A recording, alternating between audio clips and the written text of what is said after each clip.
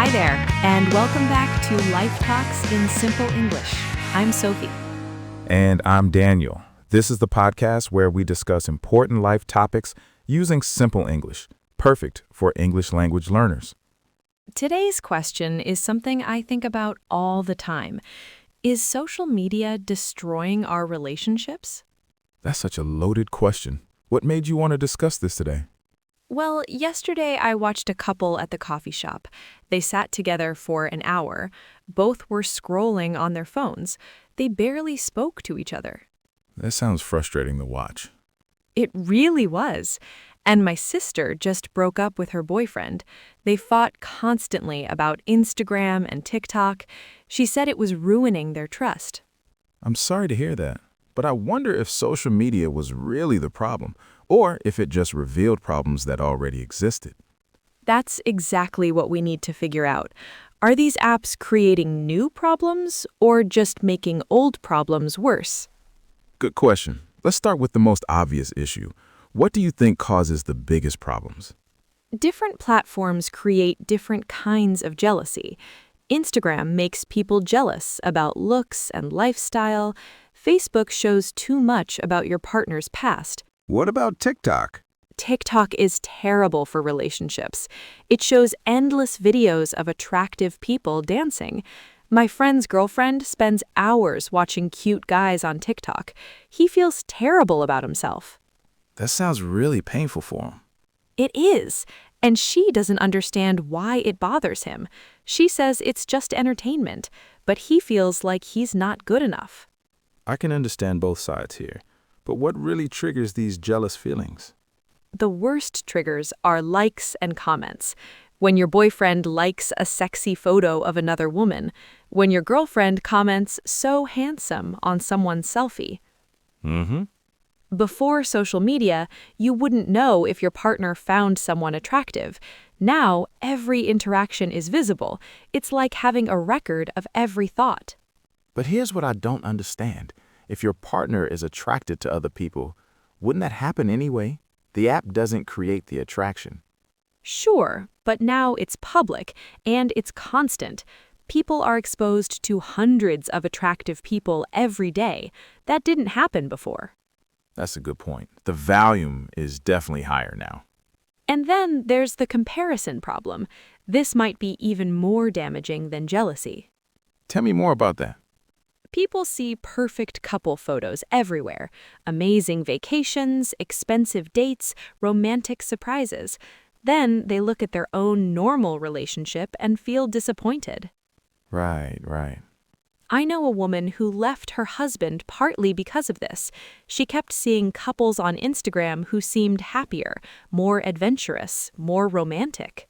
Really? That's heartbreaking. She forgot that those posts only show the best moments. Nobody posts about paying bills together or dealing with sick kids. That's the key insight right there. Social media is a highlight reel, not real life, but people forget that constantly. Exactly. And what about attention-seeking behavior? Some people use social media like a dating app, even when they're in relationships. What do you mean specifically? Posting sexy photos to get compliments, flirting in comments with people they find attractive, building an online image to impress others. That sounds like it would really hurt a partner's feelings. It does. But here's where we might disagree, Daniel. I think social media companies encourage this behavior. I'm not sure I follow. How do they encourage it? The whole system is built on getting attention. Likes, comments, shares, followers. People get addicted to the validation. It's not just personal weakness. But Sophie, people still make choices about how they behave online.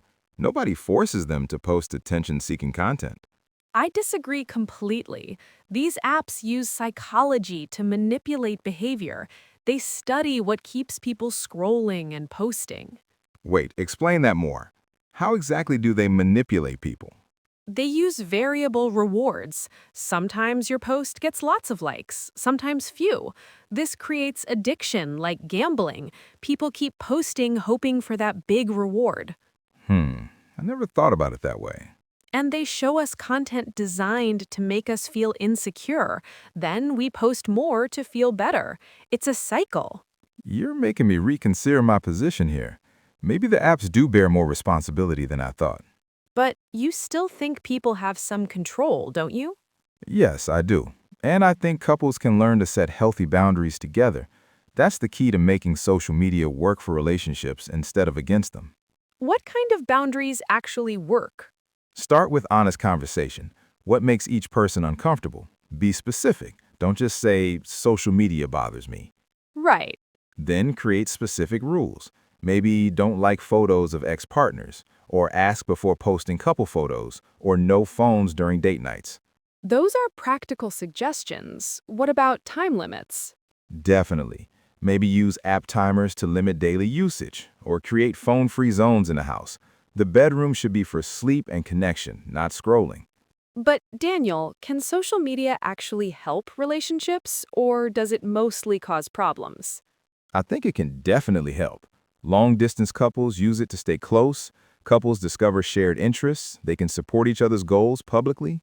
I hadn't thought about the support aspect. When your partner posts about your achievements, it feels good. When they share photos of happy moments together, it strengthens your bond.